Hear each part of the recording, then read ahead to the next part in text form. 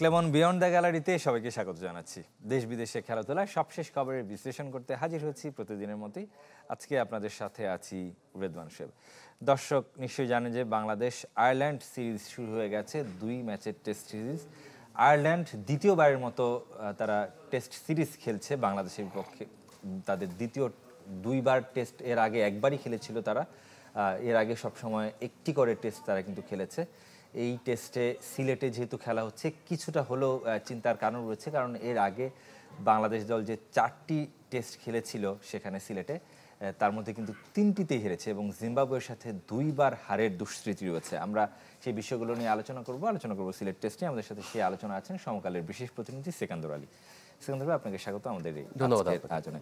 দর্শক চাইলে আপনারাও যোগ দিতে পারেন আমাদের এই আজকের অনুষ্ঠানে, এবং সেখানে যোগ দেওয়ার জন্য স্ক্রিনের যে নাম্বারটি রয়েছে এই নাম্বারে ফোন করতে পারেন, জানাতে পারেন আপনার মতামত কিংবা করতে পারেন প্রশ্ন।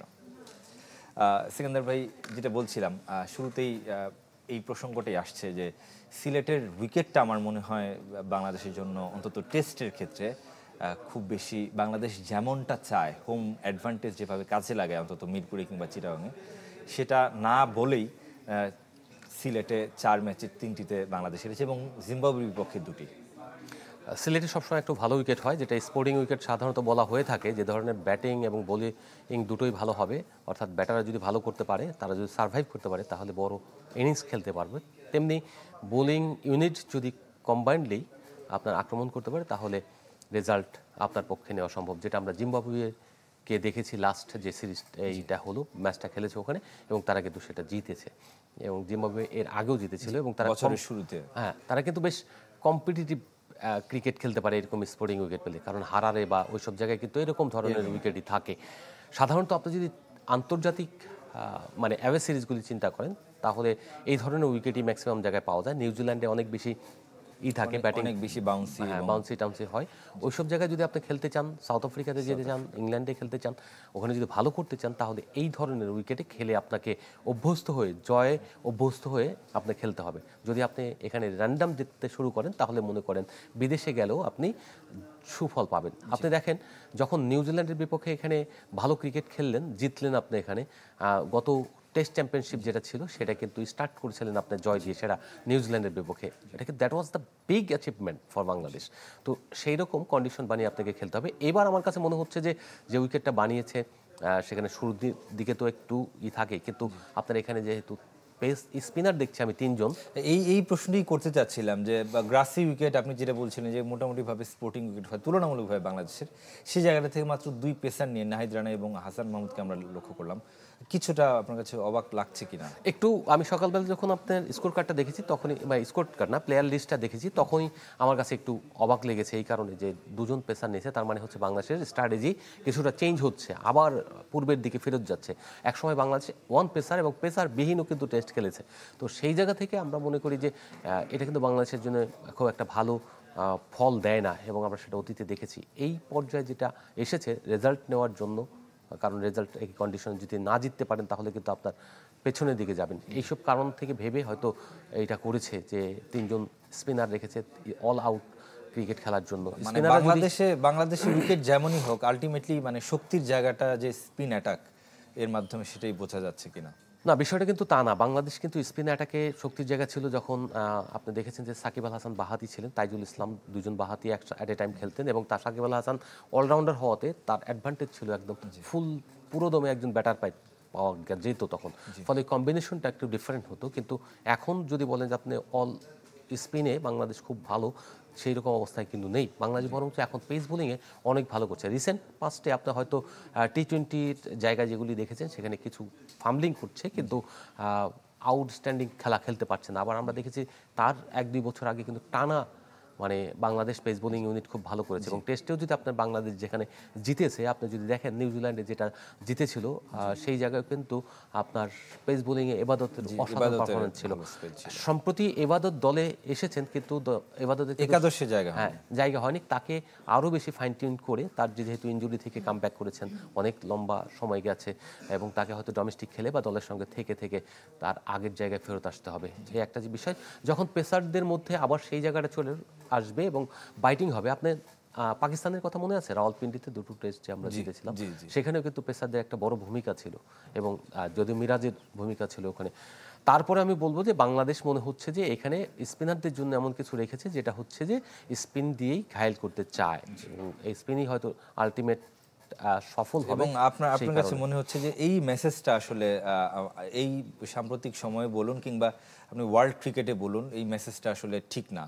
আপনি নিশ্চয়ই অবশ্যই সেটাই ঠিক মনে না, করেন। কারণ আপনি যখন ভীতু থাকবেন, ভয় থাকবে আপনার মনের ভেতরে, আপনি সাকসেস হতে পারছেন না, তখন এই ধরনের কৌশল আপনি দিবেন না। না, আমার ডিফেন্সিভ কৌশল বলে, ফুটবলে যেটা আমরা ডিফেন্সিভ কৌশল বলি, ক্রিকেটেও তাই। আপনি যখন রক্ষণাত্মক কৌশল নেবেন তখন এইরকম আপনি স্পিনার বা আপনার মনে করবেন যে আপনার এই জায়গায় স্ট্রেংথ রয়েছে, দুজন বাহাতি স্পিনার, একজন অফ স্পিনার মিরাজ, তো সেই জায়গায় মিরাজ তো অলরাউন্ডার হিসেবেও খেলে, যদিও এখনও তার স্ট্যান্ডার্ড আরও অনেক বাড়াতে হবে, ব্যাটিং স্ট্যান্ডার্ড যদি বাড়ে তবে সেই রকম অলরাউন্ডার হিসেবে, তাকে প্রপার অলরাউন্ডার হিসেবে চিন্তা করা যাবে।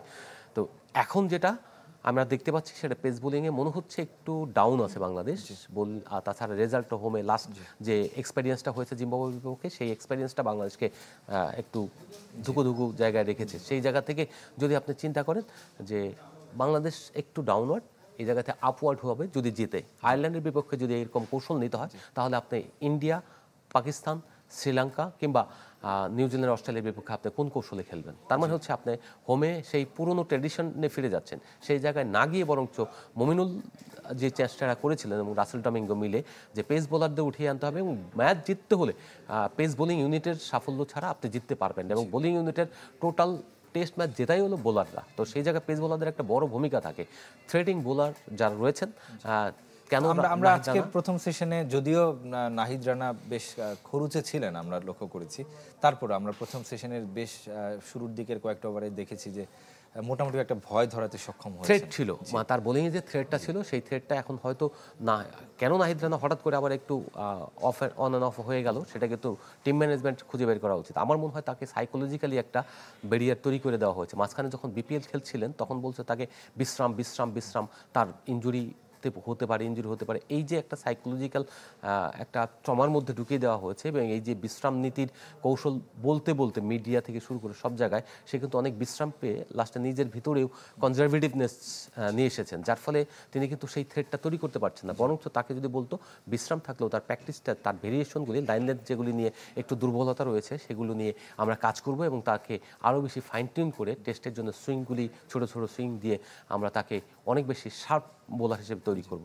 তাহলে দেখতেন তার পেস এবং শার্পনেস, মানে সুইং কিংবা আপনার যেগুলি ভেরিয়েশন, ব্লক হোল ডেলিভারি যেটাই হোক, হোয়াট এভার ইট ইজ, তো সেইগুলি দিয়ে তাকে আরও বেটার বোলার হিসেবে উপস্থাপন করার কথা এই সময়ের মধ্যে। সেটা না হয়ে আমরা দেখছি তাকে নিচের দিকে নেমে যাচ্ছে। এটা হচ্ছে বাংলাদেশের ওই সাইকোলজিক্যাল একটা ব্যাট থেরাপি যেটা বলি আমরা, সেটা হচ্ছে যে তাকে ডাউনওয়ার্ড করে দিয়েছি। সেটা না করে আমার মনে হয় যারা ম্যানেজমেন্ট থাকবেন কিংবা যারা যে ফরম্যাটেই খেলুক তাকে বলা উচিত যে আত্মবিশ্বাসটা হ্যাঁ, তার কিভাবে যেন ফেরানো আত্মবিশ্বাস যায় থাকে এবং সেটা তাকে করা যেন উচিত। প্র্যাকটিসের ওইভাবে ভেরিয়েশনগুলো শেখানো হয়। জি।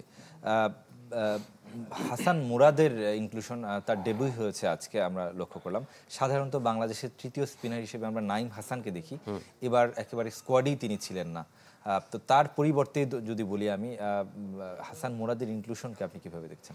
হাসান মুরাদ সম্প্রতি ভালো বোলিং করছেন, কিন্তু বাহাতি যদি একজন বাহাতি খেলান তাহলে তাইজুলের বিকল্প নেই বাংলাদেশে, এবং তাইজুল ওয়ার্ল্ডের অন্যতম একজন সেরা বাহাতি স্পিনার টেস্টের জন্য। তো সেই জায়গায় যদি আমি চিন্তা করি হাসান মুরাদও ভালো একজন স্পিনার, তো দুজনের কম্বিনেশন দুই দিক থেকে যদি অল্টারনেট করে, মিরাজ একদিক থেকে করলো, কখনো তাইজুল কখনো হাসান মুরাদ এইভাবে যদি করে, কিংবা কখনো পেস বোলারের সঙ্গে হাসান মুরাদ এবং তাইজুলকে অল্টারনেট করা হয়, তাহলে একটা থ্রেট তৈরি করা যায়। ডানহাতি বামহাতি এই কম্বিনেশন দেখে প্রতিপক্ষের ব্যাটারদের অবস্থান হয়তো রাইট হ্যান্ডি ব্যাটার বেশি, সেই সব কারণ গুলো বিবেচনা করা হয়েছে। সব মিলিয়ে একটা থ্রেডিং অবস্থা তৈরি করার জন্য এটা করা হয়েছে। অল স্পিন দেওয়া হচ্ছে বাংলাদেশ, যেহেতু টেস্টে অনেক বেশি ওভার বল করতে হয়, যাতে অনেকগুলি কন্টিনিউশন রাখতে পারে এবং এক দিক থেকে টানা প্রেশার, এই স্পিনাররা প্রেশার দিতে পারে প্রতিপক্ষের উপরে, সেই কারণে আসলে করা হয়েছে। অলরেডি 3টা উইকেট চলে গিয়েছে, আপনারা দেখবেন ইভিনিংয়ের মধ্যে অল আউটও হয়ে যেতে পারে, এটা কিন্তু অস্বাভাবিক কিছু না। তো সেই জায়গা থেকে আমি বলবো যে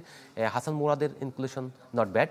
আর যেটা বললেন যে নাইম, তো নাইম হাসান না থাকার কারণ হচ্ছে নাইম হাসান অ্যাওয়েতে যেভাবে ভালো ক্রিকেট খেলেছে, হোমে রিসেন্টলি ওইটা হয় চিটাগংয়ের বাইরে খুব বেশি একটা খুব ভালো ওইরকম তার করেনি, তারপরও তাকে stat আমার টা মনে হয় তাকে আপনার সুযোগ দিতে হবে, কারণ he is a good bowler, কারণ সে অনেক উপর থেকে বল করে, লুপ দিয়ে বল করে, তার এবং পাশাপাশি ব্যাট হাতেও তিনি ব্যাট হাতেও কিছু করতে কার্যকর। পারেন। আপনি যদি তাইজুলের কথা চিন্তা করেন, তাইজুল কিন্তু উপর থেকে ডেলিভারি দেয় এখন, আগে মাঝখানে বোলিংটা কিছুটা চেঞ্জ করেছে। দ্যাটস লুপ থাকলে যেটা হয় সেটা হচ্ছে যে আপনার বলে নানা রকমের ভেরিয়েশনগুলি করা যায়, আবার এটাকে বাউন্স করানো যায়, কখনো কখনো স্কিট করানো যায়। তো সেই জায়গা থেকে হাসান মুরাদও দরকার, নাইম হাসান ওভারঅল মানে একাদশটা আপনার কাছে কেমন লাগলো? একাদশ কিন্তু এটাই আপনার এখন আপাতত বেটার একাদশ। যদি আপনার তিনজন পেসার নিতেন তাহলে আপনাকে একটা চেঞ্জ করতে হতো ব্যাটিং সাইডটা, হয়তো ব্যাটিং লেন্থটা বাড়ানোর জন্য এরকম একটা করা হয়েছে। তো পেসারদের চেয়ে স্পিনাররা ব্যাটিংটা ভালো পারেন, এটা আমরা দেখেছি। এখানে নাইম ভালো পারেন, পেসারদের মধ্যে যদি আমি হাসান মাহমুদ কিন্তু ভালো ব্যাটিং করেন, নাহিদ রানা অতটা এক্সপার্ট না। দুজন পেসার খেলানোর কারণও এইসব। তবে এই সামনে যে উইন্টার আসছে, ওই সময় যখন ক্রিকেট হবে, ফক টক থাকবে কিংবা এই থাকবে, সকালবেলা ময়েশ্চার থাকবে, ওই সময় তো হয়তো তিনজন পেসার বাংলাদেশে খেলবে। তবে আপনার সবসময় কনফিডেন্স রাখতে হবে পেসারদের উপর। যদি কনফিডেন্স হারান তাহলে বাংলাদেশ কিন্তু অ্যাওয়েতে ভালো খেলবে না। আপনার আগামী বছর হয়তো অনেকগুলি সিরিজ থাকবে হোমে, কিন্তু অ্যাওয়ের কথা আপনার মাথায় রাখতে হবে, কারণ আলটিমেট গোল হলো আপনার অ্যাওয়ে এবং হোম দুটোতেই সফল হওয়া। স্পোর্টিং উইকেটে যত ভালো খেলবেন তত বেশি আপনি অন্য ফরম্যাটগুলিতে ভালো করবেন। টেস্টে যদি ভালো না করেন অন্য ফরম্যাটগুলো আপনি তো ভালো করবেন না। সিলেট টেস্টের প্রথম সেশনটা নিয়ে যদি আমরা একটু দেখি, যে প্রথম সেশনে 94 রান তুলেছে এবং পল স্টার্লিং এর কথা বারবার আসছে, এবং একটা স্ট্যাট দেখছিলাম যে সবচেয়ে বেশি ক্রিকেটারদের সঙ্গে খেলা ক্রিকেটার হচ্ছেন পল স্টার্লিং। এবং তিনি আজকে যেভাবে ব্যাট করেছেন, হাফ সেঞ্চুরি করেছেন এবং অনেকটা ওয়ানডে স্টাইলে তিনি খেলেছেন। প্রথম ওভারেই হাসান মাহমুদের বালবার্নির উইকেট হারিয়েছিল আয়ারল্যান্ড, তাদের অধিনায়ক। এরপর থেকে কারমাইকেলকে নিয়ে একটা ভালো জুটি করেছেন, যদিও দ্বিতীয় সেশনের একেবারে শুরুতে এসে পরপর বালবার্নির পল স্টার্লিংয়ের উইকেট হারিয়েছে এবং ট্যাক্টরের উইকেটও হারিয়েছে, তিনিও আরেকজন গুরুত্বপূর্ণ ক্রিকেটার। তো ওভারঅল সোফার এখনো পর্যন্ত যতটুকু আয়ারল্যান্ড গেছে বা বাংলাদেশের বোলিং কেমন দেখলেন, কি হতে পারে শেষ পর্যন্ত? বাংলাদেশের বোলিং খুব ভালো, কারণ এই জায়গায় বাংলাদেশ কিন্তু ওদেরকে প্যাক করে দেবে, দেখবেন বেশিক্ষণ লাগবে না। আপনি অলরেডি যেহেতু সেকেন্ড সেশনে এসেই শুরুতে দুটো ধাক্কা দিয়েছে, দুটো উইকেট নিয়েছে, এবং দেখবেন যে এই সেশন শেষ হতে হতে আরও 2-3টা উইকেট পড়ে যেতে পারে। সেক্ষেত্রে আপনার যদি আপনার টিতে যায় 6 উইকেট থাকে, মানে প্রতিপক্ষের 6 উইকেট নিয়ে নিতে পারে, তাহলে শেষ সেশনে এসে আপনার বান্ডেল আউট করে দিতে পারে। যদি নাও করে 8-9 উইকেটের মধ্যে থাকবে, তো সেক্ষেত্রে পরের দিন গিয়ে মর্নিংয়েই তাদের অল আউট, রান 240-50 এর মধ্যে আটকে যাবে, বা আর তার চেয়ে একটু বেশি হতে পারে, এরকমটা ধারণা করছি। কারণ হচ্ছে যে প্রথম সেশনটা উইকেটটা একটু ভালো থাকে, একটু ওই সব জায়গায় সুবিধা নেয় অনেকে।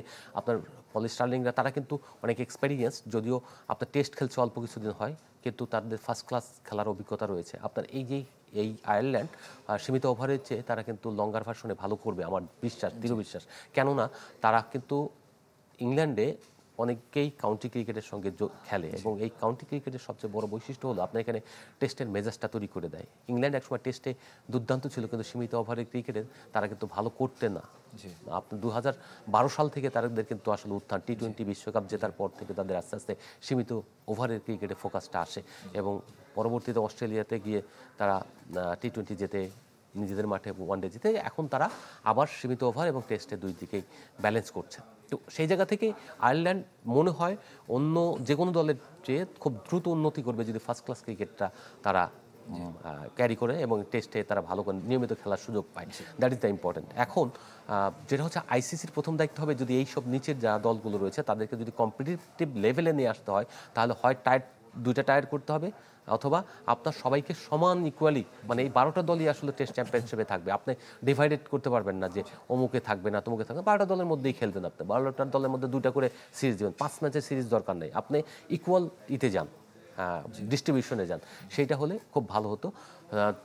এখানে যেটা বললেন যে বাংলাদেশ এই কন্ডিশনে ভালো খেলবে, আমার দৃঢ় বিশ্বাস। কেন, আয়ারল্যান্ডের উপরে বাংলাদেশ সবসময় একটা ডমিনেশন থাকে এবং ডমিনেট করে লাল বলের ক্রিকেটে, এবং আগে যে টেস্টটা খেলেছে সেটা মিরপুরে খেলেছিল যদিও, কিন্তু এই কন্ডিশনেও ভালো করবে, স্পিন নেওয়ার কারণও তাই। জি, একটু কোচিং স্টাফ নিয়ে কথা বলতে চাই। আমার যতদূর মনে পড়ে, আমরা দুজনেই শ্রীলঙ্কায় ছিলাম, আপনি সালাউদ্দিন যিনি রয়েছেন সিনিয়র সহকারী কোচ, তার বিরুদ্ধে গিয়েছিল আপনার একটা নিউজ যে তার একটা বড় প্রভাব দলে রয়েছে এবং তিনি মোটামুটিভাবে দলটা কন্ট্রোল করেন, এই ধরনের একটা নিউজ আপনি করেছিলেন। শেষ পর্যন্ত আমরা লক্ষ্য করলাম যদিও তিনি আর এটাই তার শেষ সিরিজ হতে যাচ্ছে সোফার এখনো পর্যন্ত, তিনি বলেছেন যে তিনি উপভোগ করছেন না। আপনার কাছে কি মনে হয় আসলে আলটিমেটলি তিনি কেন এই পথটা ছাড়লেন? এবং খুব লুক্রেটিভ জব ছিল, তার স্যালারিও খুব হাই ছিল। আমি ভিতর থেকে যেটা শুনেছি এবং আমি একটু লিখেছিলামও সে বিষয়টা, সেটা হচ্ছে যে মাননীয় বোর্ড প্রেসিডেন্ট বড় ভাই, হ্যাঁ হতে পারেন, আমার কাছে কোনো এই নেপোটিজম বলে কোনো শব্দ নেই, আমি এই জিনিসটা বিশ্বাস করি না। বিকজ অফ যার যার মেধা, যার যার কর্ম, তাকে সেটা ভোগ করতে হবে।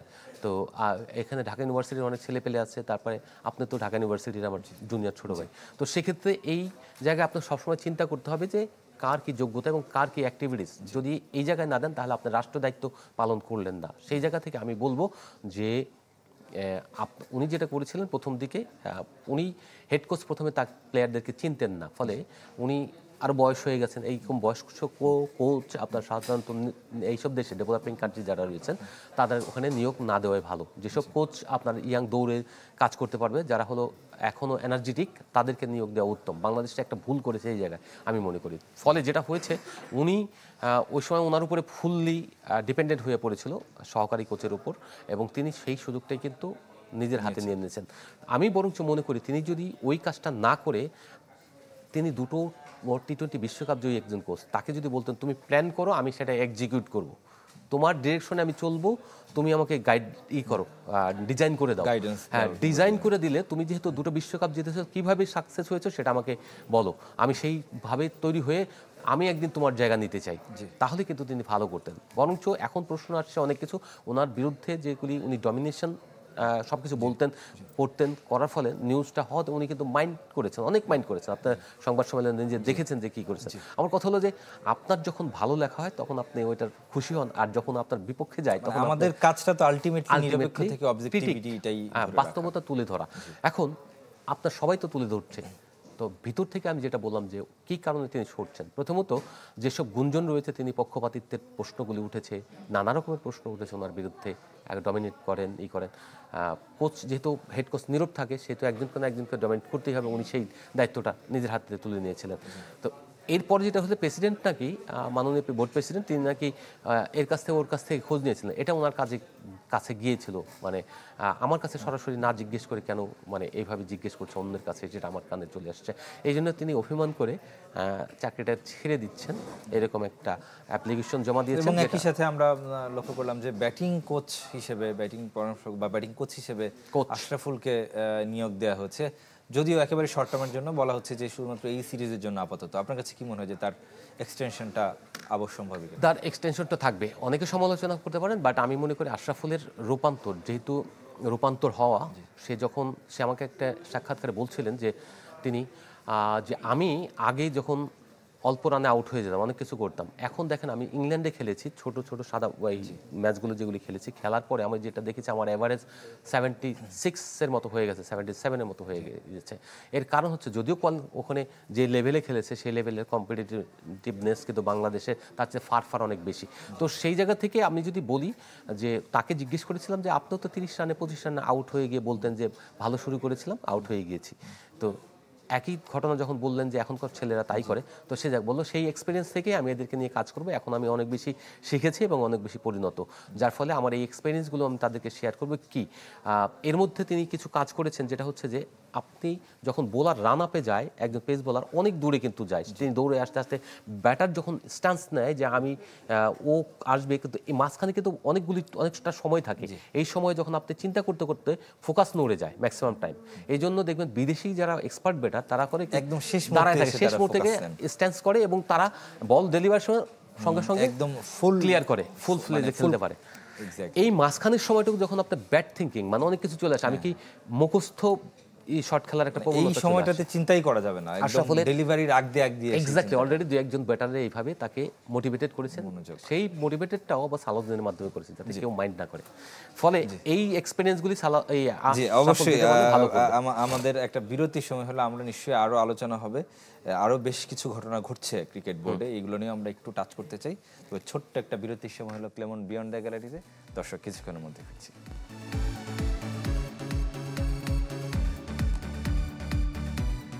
দর্শক ফিল্ম ক্লেমন বিয়ন্ড দ্য গ্যালারিতে আমরা আলোচনা করছি সিলেটে বাংলাদেশের লাল বলের দুঃখ নিয়ে। তবে এই পর্যায়ে একটু ভিন্ন প্রসঙ্গে যেতে চাই।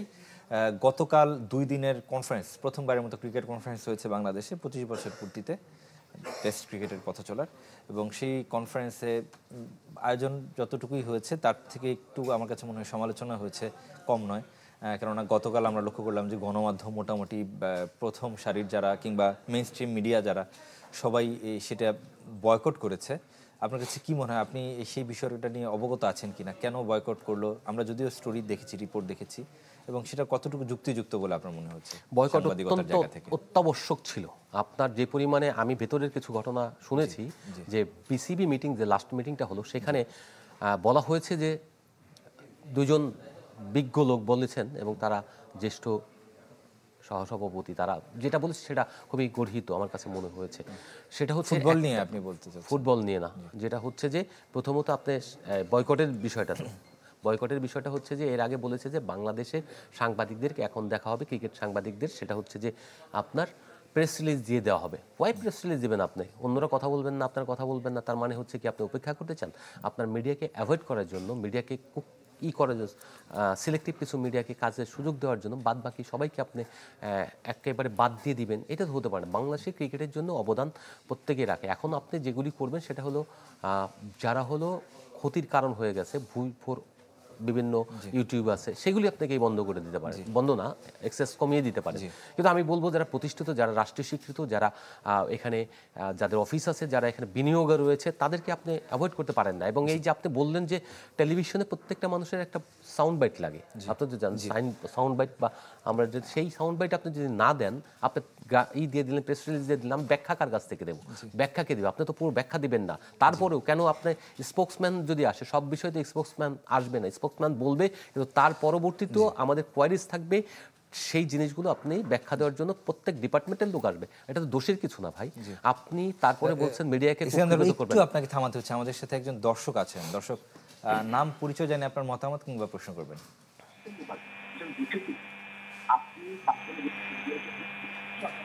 দর্শক শুনতে পাচ্ছেন?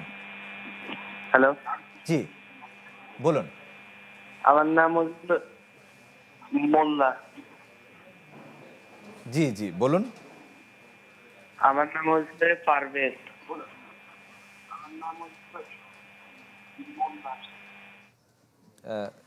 প্রশ্নটি ঠিক বুঝতে পারলাম না। যাই হোক, আমরা যেখানে ছিলাম যে কালকে যে ঘটনাটি ঘটেছে, আপনি মিডিয়াকে এখন দূরে রাখার একটা পায়তারা করছেন, এটা তো ভালো না। আপনি মিডিয়াকে বাদ দিয়ে বাংলাদেশের ক্রিকেট টিকবে না। স্পোর্টস, যেসব স্পোর্টসে মিডিয়া ফোকাস নাই, স্পন্সর নাই, আপনি কতদিন এভাবে করতে চান? আপনি যদি মনে করেন যে সবকে উড়িয়ে দিয়ে, সবাইকে বাদ দিয়ে আপনি করতে চাবেন, বাংলাদেশ ক্রিকেট চালাতে চাবেন, দেখবেন যে নাই, ব্যর্থ হবেন আপনারা। তো বাংলাদেশের কোনো একটা স্পোর্টসকে ব্যর্থ হতে আমরা দিতে পারি না। গতকাল যে আচরণটা করেছেন সেটা খুবই অপ্রাসঙ্গিক এবং অশোভন ছিল। আপনি মিডিয়াকে ইনভাইট করেছেন, করে আপনি বসার জায়গা পর্যন্ত দেননি, এবং ভেতরে আপনি অনুষ্ঠান করছেন, তাদের এক্সেস দিচ্ছেন না কাভার করার জন্য, আপনি ভিডিও করে পাঠিয়ে দিবেন। তাহলে সব বন্ধ করে দেন। আপনারা এরকম করবেন যে আমাদের এখানে ক্রিকেটের স্টেডিয়ামে কেউ আসতে পারবে না, কোনো মিডিয়াকে আমরা অ্যালাউ করবে না, এবং আপনাদের আমরা ফুটেজ দিয়ে দেবো, আপনারা দেখানোর ইচ্ছে হলে দেখাবেন, না হলে না দেখাবেন। দ্যাটস, আপনি বলে দেন, স্টেট বলেন।